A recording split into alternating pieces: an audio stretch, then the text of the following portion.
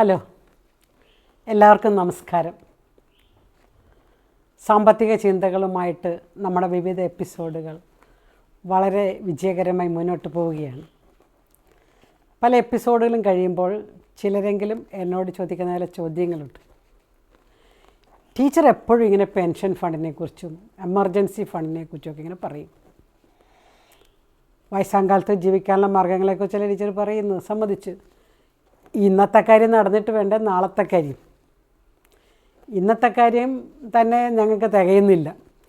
ഇന്ന് ജീവിക്കാൻ പറ്റാത്ത ഞങ്ങളോടാണ് ടീച്ചർ നാളത്തെ പെൻഷനെക്കുറിച്ചൊക്കെ പറയുന്നത്. ഇതൊന്നും നടക്കാൻ പോകുന്ന കാര്യങ്ങളല്ല. ഭാവിയെക്കുറിച്ച് ആലോചിച്ച് ആദ്യ പിടിച്ചുകൊണ്ടിരിക്കാമെന്നല്ലാണ്ട് ഇന്നത്തെ കാര്യം തന്നെ മര്യാദയ്ക്ക് നടത്താൻ പറ്റാത്ത ഞങ്ങളോട് ഇങ്ങനെയുള്ള വലിയ വലിയ കാര്യങ്ങളൊന്നും പറയരുതേ. ചിലരെങ്കിലും വളരെ കാര്യമായിട്ടും എന്നാൽ രസകരമായിട്ടും എന്നോട് പറയുന്ന കാര്യങ്ങളാണ് ഇതൊക്കെ. ചിലർ പറയാറുണ്ട്, സർക്കാർ ഉദ്യോഗസ്ഥർക്കൊക്കെ പെൻഷനൊക്കെ ഉണ്ട്, അവരുടെ ജീവിതം സുഖകരമാണ്. അതുപോലെ ചില സ്വകാര്യ വ്യക്തികളും പെൻഷൻ ഫണ്ടിൽ ചേരും. സർക്കാർ ഉദ്യോഗസ്ഥർ മേടിക്കുന്ന പെൻഷനേക്കാൾ ഏറെ ഇരട്ടി പെൻഷൻ മേടിക്കുന്ന സ്വകാര്യ പെൻഷൻ സ്കീമുകളുണ്ട്. നമ്മൾ ചില എപ്പിസോഡിൽ അതേക്കുറിച്ചൊക്കെ പറഞ്ഞായിരുന്നു. അപ്പോൾ അതിനകത്തൊക്കെ ഇട്ടിട്ട് കൂടുതലായിട്ട് പെൻഷൻ മേടിക്കുന്ന ധാരാളം പേരും വളരെയധികം എക്കണോമിക് പ്ലാനിങ് ഉള്ളവർ, എക്കണോമിക് ചിന്തകളുള്ളവർ, അല്ലെങ്കിൽ ഫിനാൻഷ്യൽ ഗോൾസ് ഉള്ളവരെന്നൊക്കെ നമുക്ക് പറയാം. സാമ്പത്തിക ലക്ഷ്യങ്ങളുള്ളവരും സാമ്പത്തിക സാക്ഷരതയുള്ളവരും സാമ്പത്തിക അച്ചടക്കമുള്ളവരെ കുറിച്ചൊക്കെ നമ്മൾ പറയുന്നുണ്ട്.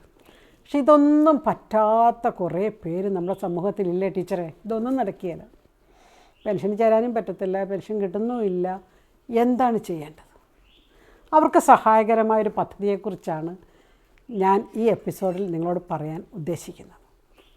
അതിൻ്റെ പേരാണ് റിവേഴ്സ് മോർട്ട്ഗേജ് ലോൺ, RML എന്ന് പറയും.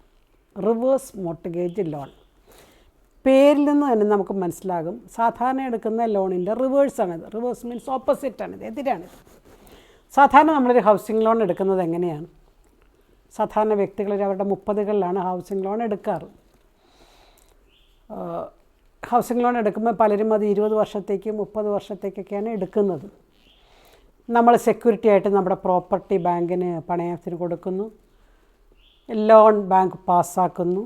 ഈ ലോൺ കൃത്യമായി EMIകളായി, ഈക്വൽ ഇൻസ്റ്റാൾമെൻറ്റുകളായി, അല്ലേ, ഈക്വൽ മന്ത്ലി ഇൻസ്റ്റാൾമെൻറ്റ്, അതാണ് EMI. കൃത്യ എമൗണ്ടുകളായിട്ട് ബാങ്ക് തീരുമാനിച്ച് നമുക്ക് തരുന്നു. അത് 20 കൊല്ലം 25 കൊല്ലം 30 കൊല്ലം അടച്ച് തീർന്ന് കഴിയുമ്പോൾ ചിലരെങ്കിലും, ഞാൻ ചില എപ്പിസോഡിൽ പറഞ്ഞ പോലെ, ഇടയ്ക്ക് എന്തെങ്കിലുമൊക്കെ ഇച്ചിരി പൈസ കിട്ടിയാൽ കൊണ്ടുവന്ന ലോണിലേക്ക് അടച്ച് ഈ വർഷത്തെ കുറച്ച് കൊണ്ടുവരുന്നു.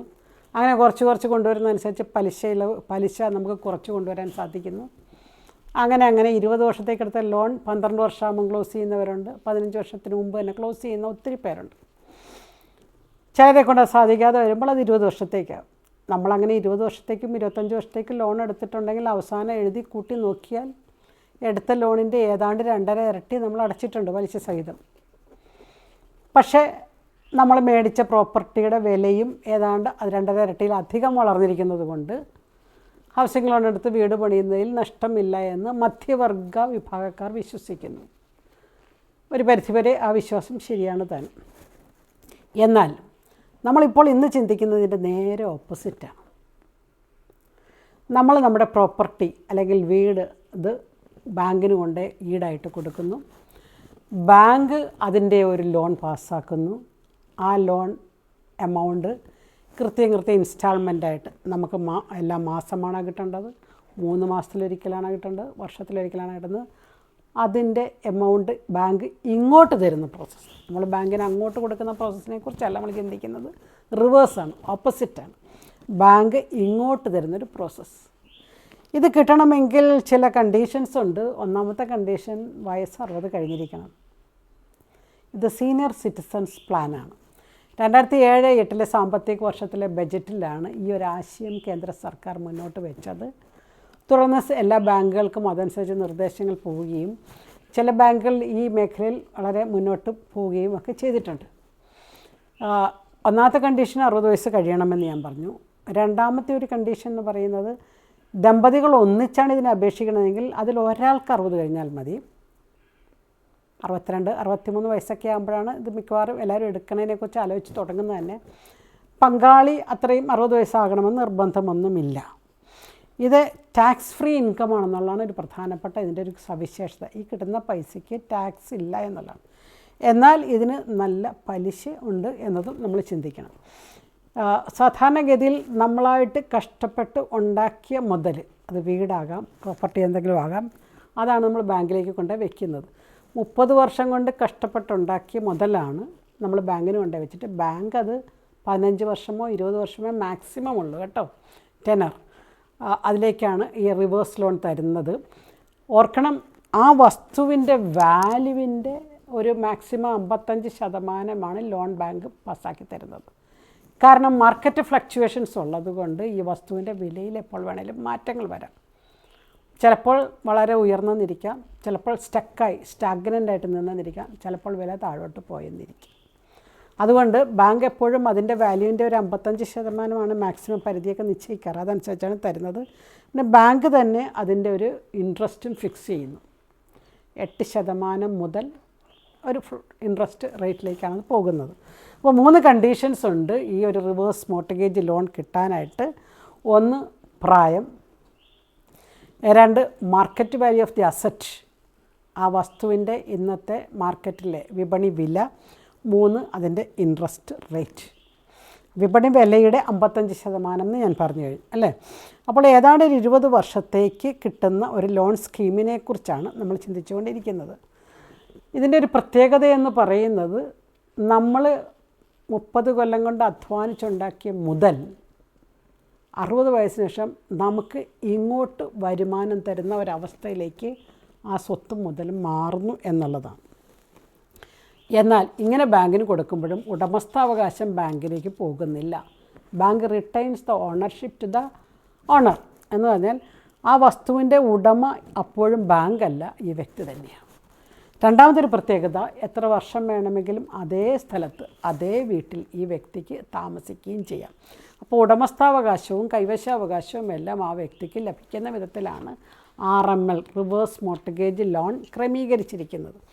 ഇത് വേണമെങ്കിൽ ഇടയ്ക്കിടയ്ക്ക് റിവൈസബിളുമാണ്. റിവൈസബിൾ എന്ന് പറഞ്ഞു കഴിഞ്ഞാൽ നമുക്ക് ഇടയ്ക്കിടയ്ക്ക് ഇതിൻ്റെ വാല്യൂ കൂടും. ചില മെട്രോപൊളിറ്റൻ സെൻറ്ററുകളിലൊക്കെ ചിലപ്പോൾ ഒരു പക്ഷേ 3 സെൻറ്റിലോ 5 സെൻറ്റിലോ ഒക്കെ ഉള്ള ഒരു ചെറിയ വില്ലയോ ഫ്ലാറ്റൊക്കെ ആയിരിക്കാം.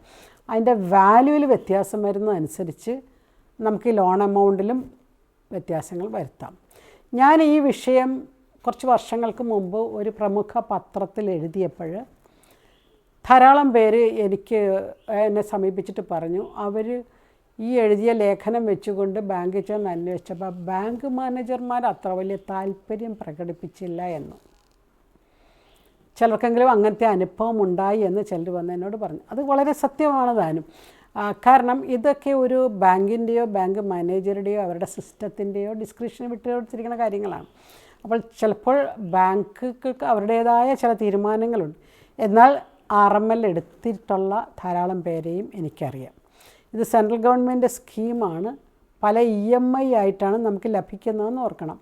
ബൊറോയിങ് കപ്പാസിറ്റി അനുസരിച്ച് അതനുസരിച്ചുള്ള പലിശകളും അതിനകത്ത് വരുന്നു. അപ്പോൾ ഫിനാൻഷ്യൽ ഇൻസ്റ്റിറ്റ്യൂഷൻസ് നമ്മുടെ EMI പേ ചെയ്യുന്നു എന്നുള്ളതാണ് ഇതിൻ്റെ പ്രത്യേകത.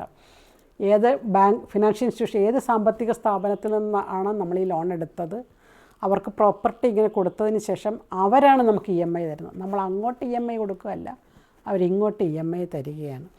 അതുകൊണ്ട് തന്നെ ഇത് ബാങ്കിന് അതിന്മേലൊരു അവകാശമുണ്ട്. ഈ അവകാശം ഈ ആൾ മരിച്ചതിന് ശേഷമോ അല്ലെങ്കിൽ ഇതിൻ്റെ കാലാവധിക്ക് ശേഷമോ ബാങ്കിന് ആ വസ്തുവിനെ വിറ്റ് അതിൻ്റെ പലിശ സഹിതം അതിൻ്റെ മുതൽ ബാങ്കിലേക്ക് എടുക്കാനുള്ള റൈറ്റ് നമ്മളിതോടൊപ്പം ബാങ്കിന് കൊടുക്കുന്നുണ്ട്. ഇനി കുറേ നാൾ കഴിയുമ്പോഴത്തേക്കും, ഒരു 10 കൊല്ലം കഴിയുമ്പോൾ തോന്നുവാണ് വേണ്ട എന്ന് തോന്നിക്കഴിഞ്ഞാൽ ഇത് ക്ലോസ് ചെയ്യാനും നമ്മൾ അതുവരെ എടുത്ത പൈസയും പലിശയൊക്കെ തിരിച്ചു കൊടുത്തിട്ട് വസ്തു നമ്മുടെ കയ്യിലേക്ക് സ്വതന്ത്രമായി നമ്മുടെ കയ്യിൽ ഇരിക്കത്തക്ക വിധത്തിൽ ഇങ്ങോട്ട് ലഭിക്കാനും കിട്ടാനുമുള്ള വ്യവസ്ഥയും ഇതിനകത്തുണ്ട്. ഇനി നമുക്ക് ആരെങ്കിലും ലീഗൽ ഹെയേഴ്സ് എന്ന് പറഞ്ഞാൽ നിയമപരമായിട്ടുള്ള അനന്തര അവകാശികൾ ഈ വസ്തുവിനുണ്ടെങ്കിൽ ഈ വ്യക്തിയുടെ കാലശേഷം ബാങ്കിന് ആ അവകാശികൾക്ക് കൊടുക്കാൻ അല്ലെങ്കിൽ ഈ അവകാശികൾക്ക് ബാങ്കിനെ സമീപിക്കാനും ഈ വസ്തുവിന്മേലുള്ള ബാധ്യതകൾ, ലോൺ എടുത്ത ബാധ്യതയും പലിശയൊക്കെ അടച്ചിട്ട് ഈ വസ്തു അവരുടെ സ്വന്തമാക്കാനുമുള്ള അവകാശം അനന്തര അവകാശികൾക്കുമുണ്ട്. അങ്ങനെ വരുമ്പോഴത്തേക്കും ഈ സ്കീം അല്ലെങ്കിൽ വസ്തുവോ സാഹചര്യങ്ങളോ കൈവിട്ടു പോകാതെ കുടുംബത്തിൻ്റെ സ്വത്ത് റിട്ടൈൻ ചെയ്യാനുള്ള ചില വ്യവസ്ഥകളും ഇതിനകത്തുണ്ട്. ഇനി ഈ നിയമത്തിൻ്റെ ചില പ്രാക്ടിക്കൽ കാര്യങ്ങളെക്കുറിച്ച് നമ്മൾ ചിന്തിക്കുമ്പോൾ, പ്രായോഗിക വശങ്ങളെക്കുറിച്ച് ചിന്തിക്കുമ്പോൾ, നമുക്കറിയാം നമ്മുടെ നാട്, പ്രത്യേകിച്ച് ഭാരതം, കേരളം, മലയാളികൾ ഒക്കെ നമുക്ക് സീനിയർ സിറ്റിസൺസിൻ്റെ എണ്ണം കൂടിക്കൊണ്ടിരിക്കുന്നൊരവസ്ഥയിലാണ് നമ്മൾ ജീവിക്കുന്നത്. ഒന്നാമത്തെ കാര്യം, ഏതാണ്ട് 2050 ആകുമ്പോഴത്തേക്കും ഇവിടുത്തെ പോപ്പുലേഷൻ്റെ, ജനസംഖ്യയുടെ 20% മുതിർന്ന പൗരന്മാരായിരിക്കുമെന്നാണ് സ്ഥിതി വിവരക്കണക്കുകൾ പറയുന്നത്. കുട്ടികളുടെ എണ്ണം കുറയുകയും പ്രായമായവരുടെ എണ്ണം കൂടുകയും ചെയ്യുന്ന ഒരവസ്ഥയിലേക്ക് വരുന്നു. കുട്ടികളുടെ എണ്ണം അല്ലെങ്കിൽ യുവജനങ്ങളുടെ എണ്ണം കുറയുന്നത് ജനനനിരക്ക് കുറയുന്നത് കൊണ്ട് മാത്രമല്ല, പലായനങ്ങൾ സംഭവിക്കുന്നതും കൊണ്ടും കൂടിയാണ്.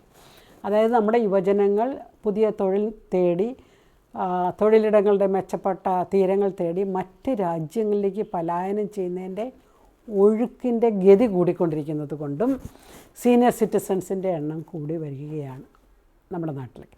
അതുകൊണ്ട് ഈ സീനിയർ സിറ്റിസൺസിൻ്റെ പുനരധിവാസം, അവരുടെ സോഷ്യൽ സെക്യൂരിറ്റി മെഷേഴ്സ് എന്ന് പറഞ്ഞാൽ എന്താണ്, അവരുടെ സാമൂഹ്യ സുരക്ഷിതത്വം, അവരുടെ ഹെൽത്ത് കെയർ, അവരുടെ ആരോഗ്യ പരിപാലനം, അവരുടെ മാനസിക ഉല്ലാസം, ഇതൊക്കെ സർക്കാരിനും മറ്റ് സംവിധാനങ്ങൾക്കും പ്രധാനപ്പെട്ട വിഷയമായി മാറിക്കൊണ്ടിരിക്കുകയാണ്. പല രാജ്യങ്ങളിലേക്കും ജനങ്ങൾ ചേക്കേറുന്നതിൻ്റെ ഒരു പ്രധാനപ്പെട്ട കാരണം അവിടുത്തെ സാമൂഹ്യ സുരക്ഷാ സംവിധാനങ്ങളാണ്. അതായത് ഒരു പ്രായം കഴിഞ്ഞു കഴിഞ്ഞാൽ ഹെൽത്ത് ഇൻഷുറൻസ് ഫ്രീ ആണ്, medical checkup and other things free ആണ്, ജീവിതത്തിന് സുഖകരമായ ആയാസരഹിതമായ ജീവിതം ലഭ്യമാണ്. ഇങ്ങനെയുള്ള വിവിധ ഘടകങ്ങൾ കൊണ്ടാണ് പലായനങ്ങളിൽ പലതും തിരിച്ചു വരാതെ അവിടെ നിൽക്കുന്നത്. നമ്മുടെ നാട്ടിലും അതുകൊണ്ട് സോഷ്യൽ സെക്യൂരിറ്റി മെഷേഴ്സ്, മുതിർന്ന പൗരന്മാരുടെ ക്ഷേമം ഉറപ്പാക്കുക എന്നുള്ളത് സർക്കാരിൻ്റെയും മറ്റ് സംവിധാനങ്ങളുടെയും പ്രധാനപ്പെട്ട ലക്ഷ്യങ്ങളിലൊന്നാണ്. അതുകൊണ്ട് തന്നെ ഇതിന് വളരെ പ്രാധാന്യം ഉണ്ട്, പ്രാധാന്യം ഇനി ഏറി വരും. അതുകൊണ്ട് സീനിയർ സിറ്റിസൺസ് അവർ കഷ്ടപ്പെട്ടുണ്ടാക്കിയ മുതൽ അവർക്ക് തന്നെ ഒരു ജീവിതമാർഗമായി, മറ്റൊരു പെൻഷൻ ഫണ്ടിൻ്റെ മറ്റൊരു രൂപമായി ഇത് മാറുകയാണ്. മറ്റൊരു പ്രധാനപ്പെട്ട തലം നമ്മൾ ചിന്തിക്കുന്നത്, ലോകത്തിൽ മക്കൾക്ക് വേണ്ടി കരുതുകയും മക്കൾക്ക് വേണ്ടി സമ്പാദിക്കുകയും ചെയ്യുന്ന ഏറ്റവും വലിയൊരു വിഭാഗം മലയാളികളാണ്. കുടുംബവും കുടുംബ ബന്ധങ്ങളും നമുക്കെന്നും പ്രിയപ്പെട്ടതാണ്. നമ്മുടെ മക്കൾ നമ്മുടെ ഹൃദയത്തിൻ്റെ തന്നെ ഭാഗമാണ്. അതുകൊണ്ട് തന്നെ നമ്മളുണ്ടാക്കിയ ഭൂമിയോ ഇടങ്ങളോ കെട്ടിടങ്ങളോ അത് വെറും 2 സെൻറ്റായാലും എത്ര ഏക്കറായാലും അത് നമ്മുടെ കുഞ്ഞുങ്ങൾക്കും ഒരു പരിധി കഴിഞ്ഞ് പേരക്കിടാങ്ങൾക്കും കൊടുക്കണമെന്ന് ആഗ്രഹിക്കുന്ന ഒരു തലമുറയാണ് മലയാളികൾ. ലോകത്തിൽ ഇത്രമാത്രം അടുത്ത തലമുറയ്ക്കായി കരുതുന്ന മറ്റൊരു വിഭാഗമുണ്ടോ എന്ന് ചോദിച്ചാൽ സംശയമാണ്. കാരണം നമ്മൾ പരിഷ്കൃത രാജ്യങ്ങളിൽ, വികസിത രാജ്യങ്ങളിലെല്ലാം കുട്ടികളുടെ ആ ഒരു ഡിപ്പെൻഡൻസി സ്റ്റേജ് വരെ കുട്ടികളെ സംരക്ഷിക്കുകയുള്ളൂ. ഒരു പ്രായമായി കഴിഞ്ഞു കഴിഞ്ഞാൽ 13 വയസ്സ് അല്ലെങ്കിൽ 18 വയസ്സൊക്കെ ആയിക്കഴിഞ്ഞാൽ കുട്ടികളെ പറക്കാൻ പരിശീലിപ്പിച്ച് വിടുക എന്നുള്ളതാണ്. എന്നുവെച്ചാൽ അവർക്കാവശ്യമായ കാര്യങ്ങൾ അവർ സ്വയം കണ്ടെത്തണം. അവരുടെ വിദ്യാഭ്യാസത്തിനുള്ള പണം, അവരുടെ ജീവിതം കെട്ടിപ്പടുക്കാനുള്ള ധനം, അവരുടെ ജീവിതത്തിൻ്റെ പ്രാഥമിക ആവശ്യങ്ങളെല്ലാം അവർ തന്നെ കണ്ടെത്തണം എന്ന ഒരു കുടുംബ സമവാക്യത്തിലാണ് ലോകത്തിലെ മറ്റ് പല സമൂഹങ്ങളും ജീവിക്കുന്നത്.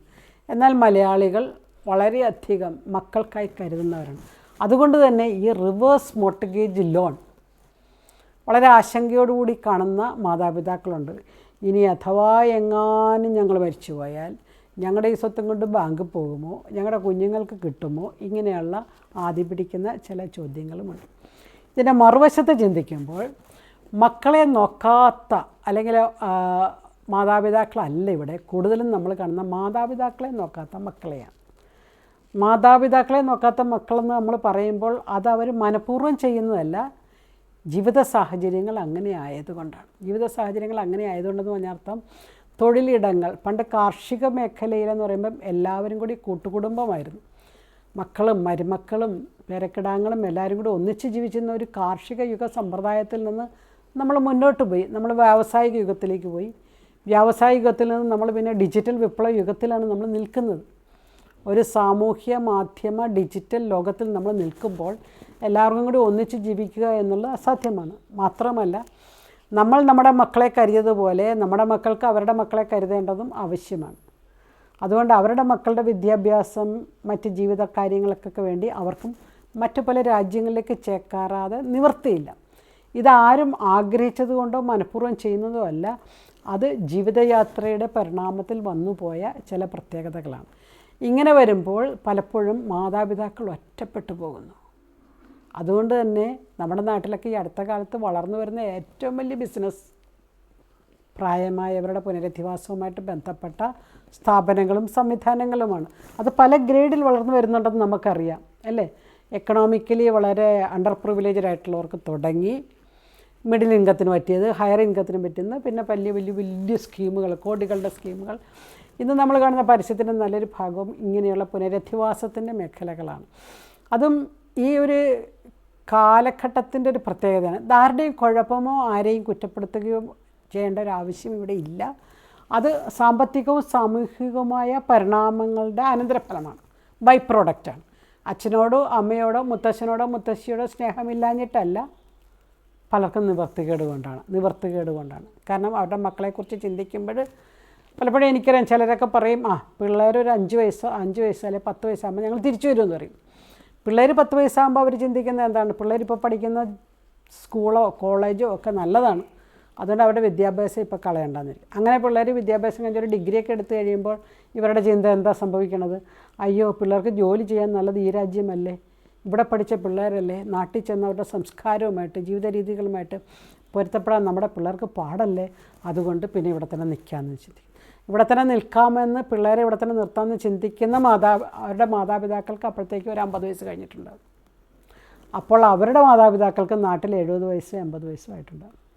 ആയുർദൈർഘ്യം വർദ്ധിച്ചതുകൊണ്ട് മുത്തശ്ശന്മാരെയും മുത്തശ്ശിമാരെയും പുനരധിവസിപ്പിക്കുക എന്നുള്ള വിഷയമാണ്. അപ്പോൾ ഇങ്ങനെയുള്ള ചില സാമൂഹിക സാമ്പത്തിക സൂചികകൾ നമ്മളീ പറഞ്ഞ വിഷയവുമായിട്ട് ബന്ധപ്പെട്ടാണ് റിവേഴ്സ് മോർട്ട്ഗേജ് ലോൺ. അപ്പോൾ ഈ ഒരു കാലഘട്ടത്തിൽ ഈ റിവേഴ്സ് മോർട്ട്ഗേജ് ലോൺ ഒരു അനുഗ്രഹമായ ഒരു സംവിധാനമായിട്ട് വേണം നമ്മൾ കരുതാൻ. അതുകൊണ്ട് തന്നെ അതിൻ്റെ സാധ്യതകളെക്കുറിച്ച് നിങ്ങൾ അന്വേഷിക്കുന്നത് നല്ലതായിരിക്കും. മാത്രവുമല്ല, നാട്ടിലുണ്ടാക്കിയ ഒരു തുണ്ട് ഭൂമിയോ അല്ലെങ്കിൽ അവിടുത്തെ സംവിധാനങ്ങളോ മറ്റ് സ്ഥലങ്ങളിൽ ജോലി ചെയ്യുന്നവർക്ക് ഭാരമാണ് നോക്കാൻ. കഴിഞ്ഞ ദിവസം അമേരിക്കയിലുള്ള ചെറുപ്പക്കാരൻ എന്നെ വിളിച്ചിട്ട് പറയുമായിരുന്നു, അവന് കേരളത്തിലെ നാഷണൽ ഹൈവേ തന്നെയാണ്, ദേശീയ ഹൈവേയുടെ സ്ഥലത്ത് തന്നെയാണ് ഒരു 27 സെൻറ്റ് സ്ഥലവും പഴയൊരു വീടുമുണ്ട്, ഒന്ന് വിൽക്കാൻ സഹായിക്കുമോ?